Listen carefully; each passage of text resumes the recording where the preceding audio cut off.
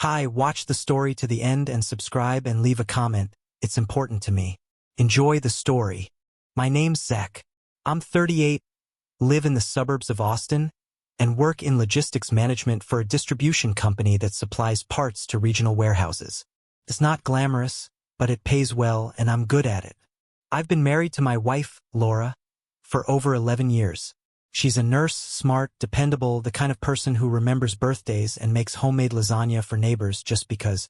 We have 2 kids together, Jaden, who just turned 8, and Ella, 5 going on 15. For the most part, we were a team. Life was busy, but good. Nothing perfect, but I thought we had something strong. Back in January, Laura got an opportunity for a travel nursing contract in Seattle, 3 months, solid pay, housing covered. She was excited, and to be honest, I was proud of her.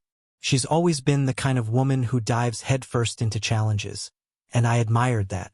We talked it over, and while the idea of being apart wasn't ideal, we agreed. She'd fly back home on weekends. I'd stay in Austin and hold down the fort with the kids and work. 3 months. That's all it was supposed to be. First, we made it work. She'd FaceTime during her breaks, and every night, she'd call to say good night to the kids. Even if it was just a quick, sleepy, I love you through the phone. She sent photos of the city, of little coffee shops she liked, of sunsets over Puget Sound. I'd send her pictures of Jaden's school projects and Ella's finger painting masterpieces taped to the fridge. But right around the 6th week, something shifted. The first thing I noticed was how inconsistent her calls became. At first, it was little things. She wouldn't answer right away, or she'd call hours later than usual, always with some excuse. A late shift, a staff meeting, spotty Wi-Fi. Nothing outrageous, just a pattern. Then came the missed goodnight calls. One night, she didn't call the kids at all. I read them a bedtime story, let it go. The second night, she texted an hour later, "So sorry, work ran late." Still plausible. But when it happened a third time, and she didn't respond to a single message until the next morning, that's when something deep in my gut clicked. I remember standing in the kitchen with the phone in my hand, watching the message delivered, but not read, feeling this strange sense of distance, not just physically but emotionally, like she was somewhere I couldn't reach, like she didn't want to be reached. I tried not to overthink it. 3 months is a long time apart. Maybe she was just tired, overwhelmed. Seattle's a high-pressure environment for nurses, especially in the middle of flu season.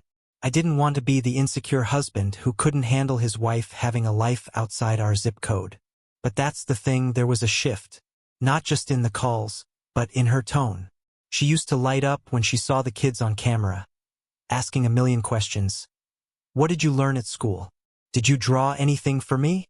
Did you beat your level on that video game, Jaden? Now it felt like she was checking boxes. Tell mommy about your day. Okay? But her eyes would drift off screen. She'd glance at something behind her. One time, I asked what she was looking at, and she laughed it off. Oh, just the TV. Only there was no sound. No flicker of light on her face.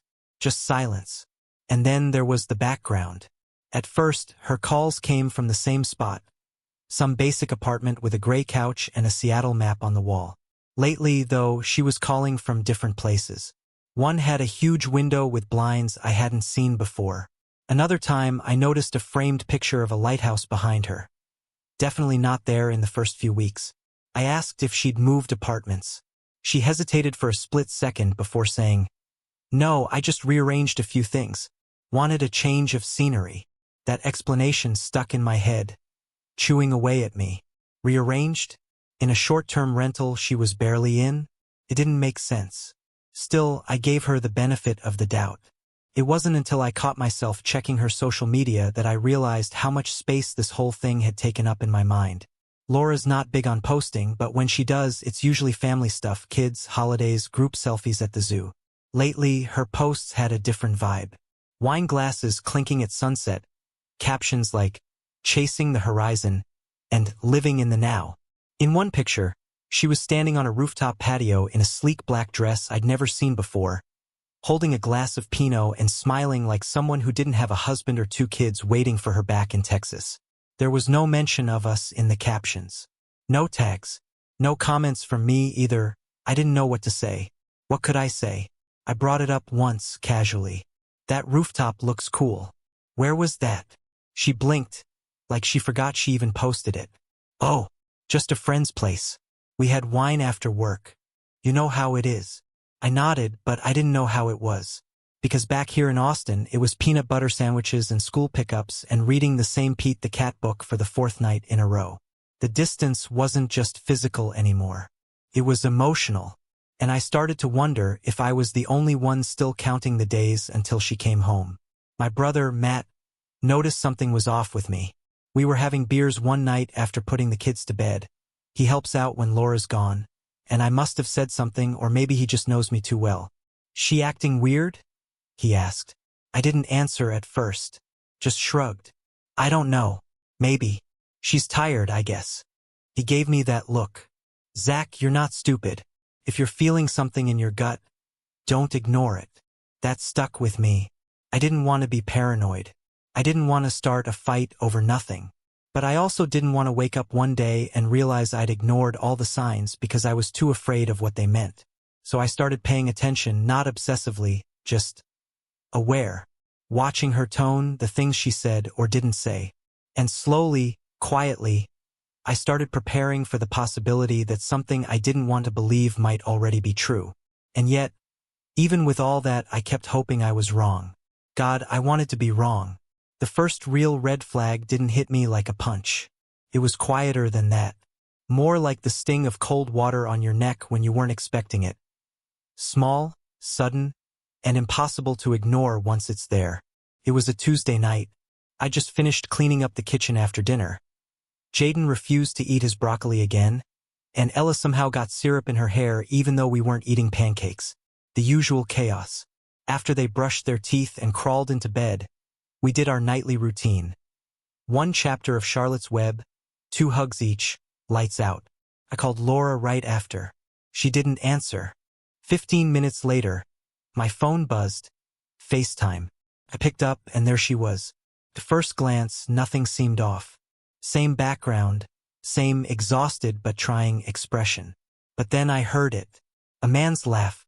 It wasn't loud, but it was close. Not from a TV, not from outside. It was near. Like someone just behind the phone had said something funny. Laura flinched. Not dramatically, but enough. Her eyes darted to the side, and she immediately stood up, walking away from the camera. Sorry, she said quickly. The TV's loud. Let me turn it down. But here's the thing, Laura doesn't watch comedies. Not unless it's something I'm watching too. Her go-tos are documentaries, true crime, medical dramas. I've seen her turn off Parks and Rec mid-episode because everyone's too happy. So whose laugh was that? She came back a few seconds later and shifted the phone so I couldn't see as much of the room anymore. Then she launched into talking about work. Some story about a difficult patient, her supervisor being a jerk. It was like she was trying to fill the silence with noise to keep me from asking questions. And I didn't. Not then. I played along, nodded, smiled. But my mind was racing. That night, after we hung up, I sat on the couch for a long time, staring at the blank TV screen, wondering if I'd just witnessed something I wasn't supposed to see. The next day, I did something I hadn't done in years. I looked at Laura's Instagram. I don't usually check it. We're married, and it always felt like an invasion of privacy.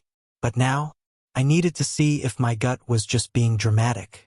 Her page was public, filled with soft sunset *TS and artsy angles of lattes. But it was the captions that got me. New Horizons sunrise. Life is now. Catching the light. Not the drama. No mentions of me. No photos of the kids. Just her, wine glass in hand, looking off into the distance like she was auditioning for a travel brochure. Maybe I could have chalked it up to aesthetics, if it weren't for the comments. Most were harmless. Coworkers with "Yas Queen" or "You look amazing." But one username kept popping up I didn't recognize at Dr. Ryan 206. Always subtle. Always vague. This view okay hand. Can't beat the sunsets here. You've got that Seattle glow. I clicked on his profile. It was private. But his name showed up as Ryan M., and his bio mentioned something about trauma nursing at the same hospital Laura worked at. Now my heart was pounding. I texted my brother later that night, mad again. He's the kind of guy who's seen too much, worked in private security for a while before settling down with his wife and a construction gig. You ever get the feeling someone's lying to you, but you can't prove it? He called me 5 minutes later. What happened? I told him. About the laugh, the captions, the sudden weirdness. He didn't sugarcoat it. Look, man, I don't want to freak you out, but if your instincts are screaming, don't ignore them. I've seen too many guys talk themselves out of the truth because they didn't want to be that guy. You don't have to do anything drastic. Just get answers. And that's when the idea hit me. Maybe this whole situation just needed a spark, a reset, something to bring her back to us. So I came up with a plan, a surprise visit. The kids had spring break coming up, and I had enough PTO saved to take a few days off. What better way to show her how much we missed her than showing up with balloons, the kids in tow, and a homemade card that Ella decorated with about 16 too many glitter stickers. I didn't tell her. I didn't even hint. I booked the flights late one night after the kids went to bed. I imagined the look on her face. Surprised, maybe a little overwhelmed, but happy. That's what I told myself, anyway. It was going to be the kind of story we'd laugh about years from now. Remember when we surprised Mommy in Seattle? I pictured us all on the couch, cuddled under a blanket, watching cartoons together after the flight back. Reconnected, realigned. But deep down, part of me already knew.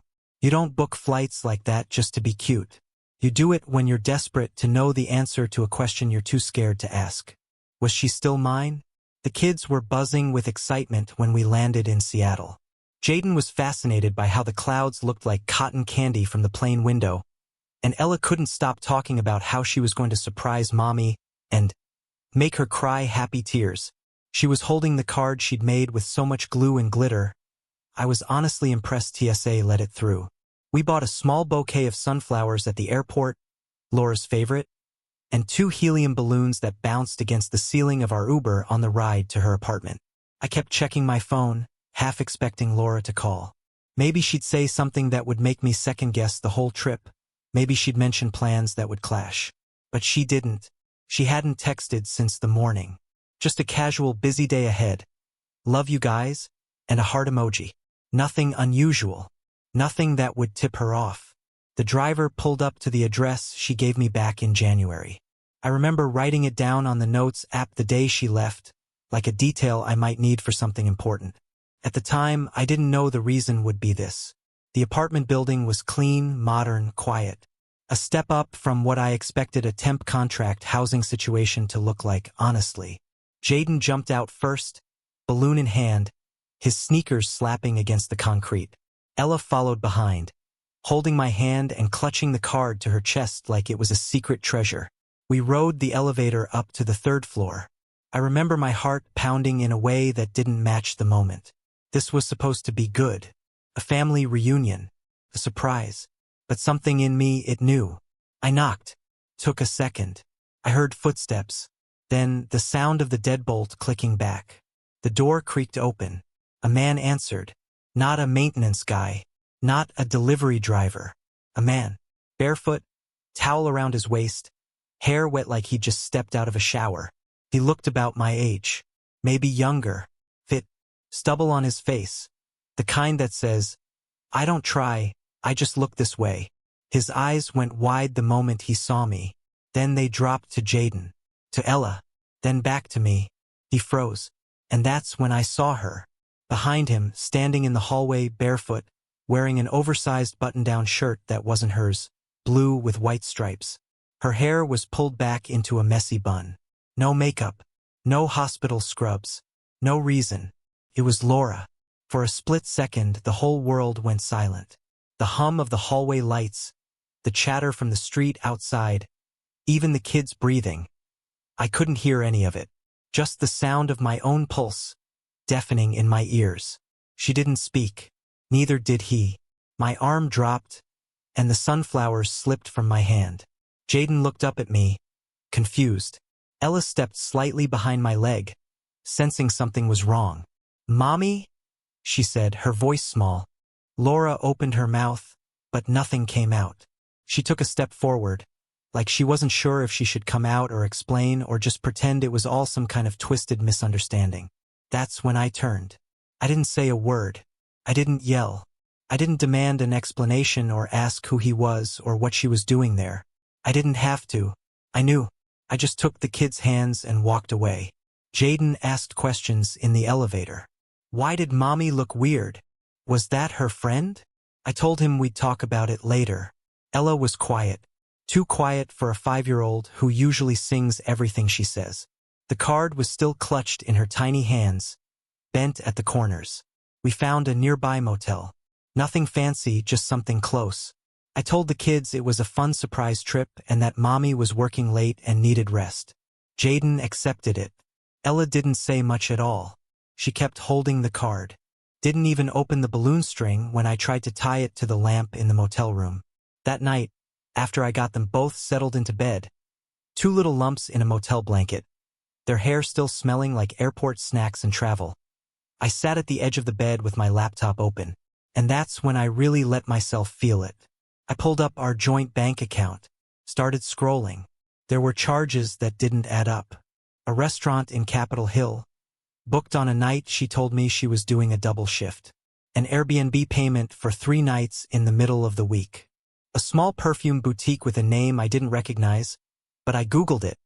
It was upscale, tucked into a corner of Pike Place Market. All in Seattle. All while I was home doing bedtime stories solo. I didn't cry. I didn't scream. I just stared at the numbers, trying to remember which version of Laura I'd been speaking to during each of those transactions. The one who said she missed the kids? The one who said she couldn't wait to be home? At some point, my phone buzzed. It was her. She was calling. I stared at the screen until it went dark again. Then it buzzed again. Another number. Probably him. I didn't answer. Eventually, it stopped. There are moments in life that split everything in two. Before and after. That knock on her apartment door, that was mine. The motel we ended up in was one of those roadside places that smells faintly like old coffee and cleaning chemicals. The kind with a vending machine in the lobby and doors that open directly to the parking lot. But to the kids, it was an adventure. Jaden called dibs on the bed by the window. Ella asked if she could wear one of my t-shirts to bed like a nightgown. I told them yes to everything. Laura kept calling. First, it was her number. Then a different one. Then a few more. By the 5th or 6th call, I turned off notifications and buried the phone under my jacket. I wasn't ready to hear her voice. I didn't want her version of what happened. Not when I'd already seen the truth with my own eyes. I told the kids Mommy had to work late and wasn't feeling well. That she was probably resting and we shouldn't wake her. Jaden asked if we were going to see her the next day. I told him I didn't know. He seemed okay with that answer. Ella didn't say a word. She curled up next to me while I flipped through hotel cable and pretended like cartoons could make everything feel normal again. Eventually they both drifted off, their tiny bodies tangled up in the blankets. That's when I let the weight of the day finally settle in. I sat at the edge of the bed in the glow of the motel lamp, laptop open again. My brain was running on fumes, but I couldn't stop scrolling through our finances. We'd always had a joint account for bills, groceries, daycare, the usual stuff. Laura had a separate account for her travel gigs, part of the contract setup, but she never kept secrets about it. At least I thought she didn't, but this time, it was all there in plain sight. Hotel charges that didn't line up with her scheduled shifts. Dinner reservations at places with wine lists longer than menus. One in particular stood out, the Elliott Room, a waterfront restaurant she once told me was too fancy for nurses. She'd gone there twice in 1 week. And then there were Venmo payments. Small ones, but with flirty emojis, wine glasses, hearts, the damn winking face. Sent to a username I didn't recognize. I clicked it anyway. The profile pic showed a blurry *T of the man from the door. I stared at his stupid towel-wrapped face in my mind again, like some bad dream. He didn't look sorry, just surprised. Caught. He didn't know who I was when he opened that door. Just some guy with a couple of kids and a bouquet. looking for a woman who used to be his wife. It's surreal the way betrayal doesn't hit all at once. It sneaks in slowly, like a draft under a door. First there's confusion, then realization, and finally the numbness. I wasn't even angry yet. That would come later. Right now I just felt removed, like I was watching someone else's life fall apart on a screen. My phone buzzed again. Another number. Then a text. Zach, please pick up. I need to talk to you. Please. I didn't want you to find out like this. That last line sent something cold crawling down my spine. Like this. So she wasn't going to tell me at all. She wasn't going to come clean. If we hadn't shown up, if I hadn't knocked on that door, how long would it have gone on? I closed the laptop and sat in silence. My eyes landed on the card Ella made. The one still sitting near the TV, glitter now mostly rubbed off, corners bent. In her 5-year-old handwriting, it read, "We miss you, Mommy. Love, Jaden and Ella and Daddy." There was a stick figure drawing under it. The 4 of us holding hands. Only now that image didn't exist anymore. Not really. I stared at the card until my vision went blurry. I didn't cry. I didn't even blink. I just sat there, like something had shut off inside of me. Like the gears were still turning, but the power had gone out. When I finally crawled into bed between the kids, Ella rolled over in her sleep and tucked herself against my side. I wrapped an arm around her and stared at the ceiling for what felt like hours. That night, I realized something I hadn't fully accepted until then.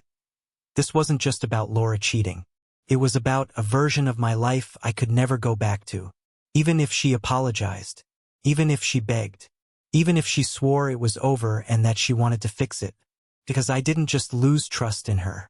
I lost something bigger. The next morning, while the kids watched cartoons on low volume, I stepped outside into the parking lot and called a lawyer. The motel parking lot was still wet from last night's rain, the pavement reflecting a dull gray sky like a mirror. I stepped outside with the motel coffee in one hand and my phone in the other, my hoodie barely doing anything against the Seattle chill. The kids were inside, watching cartoons and eating dry cereal from plastic cups. I told them I needed to make a few work calls. But this wasn't about work anymore. I stood by the dumpster where I had some privacy and dialed a number I never thought I'd need. Family lawyer. Referred by my brother's friend. Someone he trusted. Her name was Dana. She answered on the second ring with a no-nonsense tone and the kind of voice that made you feel like she'd seen worse and still walked into the fire anyway. "Zach, I'm so sorry you're going through this," she said after I gave her the Cliff Notes. "Let's talk next steps." And that's what I did.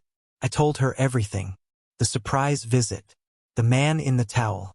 The missed calls, the apartment, the expenses, the Instagram posts. The video on my phone. The one I had instinctively recorded when we knocked on Laura's door. I didn't mean to capture a confrontation. I just thought it would be a nice family moment. But what it caught instead was all the proof I needed. Dana listened carefully, occasionally asking for details, dates, names, timestamps. When I mentioned the kids had been present during the reveal, her voice softened. "Zach, this isn't just about infidelity anymore. You need to start thinking about custody, stability, what's best for them." I nodded, even though she couldn't see me. I felt sick just hearing those words. But she was right. Jaden and Ella deserved more than silence and cover stories.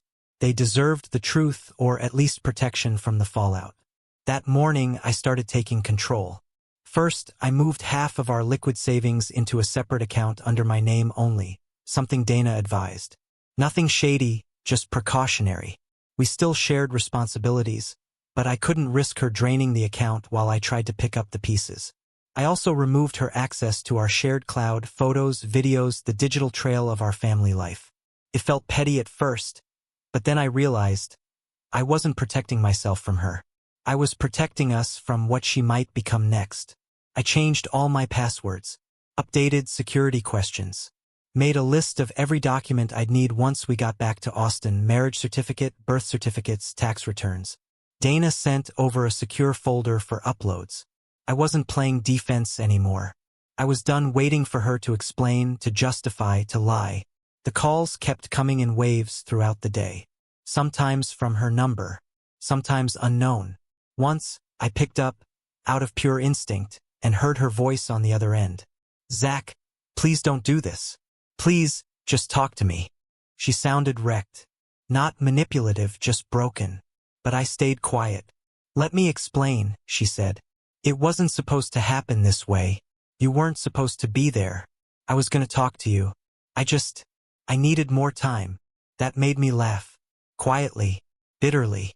Time, I finally said. Time for what, Laura? To figure out how to keep both lives going? Or just enough to say you were sorry when it was convenient? She went silent for a moment. Then she whispered, "It's not like that." But I hung up before she could keep going. That afternoon, I took the kids to the Seattle Aquarium. Not because I felt like sightseeing, but because they needed normal. Something bright. Something with jellyfish and penguins and overpriced gift shop candy. Ella smiled for the first time in 2 days when a seal swam by the glass and flipped upside down like it was waving at her. Jaden asked again if we were seeing Mommy soon. I told him she wasn't feeling well. Again. He frowned but didn't press. I could tell he was starting to understand in the way kids do. Not the full scope of it, but enough to feel the shift in the air. That night, back at the motel, I opened my email and sent Laura a single message. "We'll be flying home tomorrow. The kids need stability. I'll contact you once we're back. Please don't show up at the airport. We're not ready for that." I didn't sign it with Z, or love, or even take care. Just my name. Just Zach. Then I attached the short video clip me, Jaden, and Ella standing outside her apartment, smiling, balloons in hand. Then the door opens. Then the man. Then her. No words. Just images. Reality. 20 seconds of footage that said everything I didn't have the strength to repeat. I hit send. The flight back to Austin felt twice as long as the one going out. The kids were quiet, especially Ella. She fell asleep on my shoulder somewhere over New Mexico, clutching a small stuffed sea otter from the aquarium. Jaden watched the same animated movie on repeat, earbuds in, barely blinking. I watched the clouds roll by outside and wondered how a person rebuilds something that used to feel permanent. I didn't cry. Not once.